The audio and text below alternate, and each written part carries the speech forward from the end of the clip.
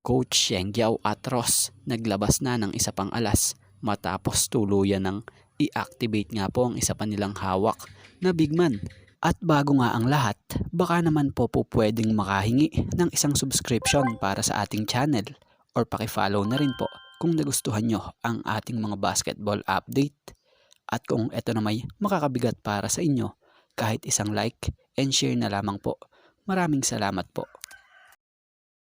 Inaasahan na makatutulong ito nila Beau Belga and Keith Datu bilang pang-ilalim nila or panentro.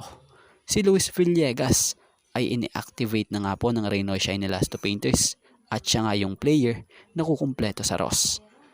Sa mga hindi familiar sa player na to, ito'y produkto ng UE Red Warriors.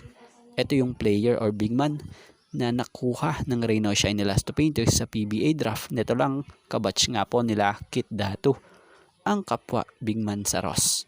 Siya yung number 3 overall pick ng Reynoy Shine Elasto Painters last PBA rookie draft na kung saan di nga siya nasilayan makapaglaro sa nakaraang 48 PBA Commissioner's Cup dulot ng patuloy nitong pagre-recover sa kanyang naging ACL injury.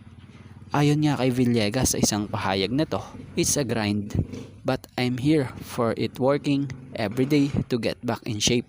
Dagdag pa nga nito, "I'm doing everything I can to be able to contribute to the team as soon as possible."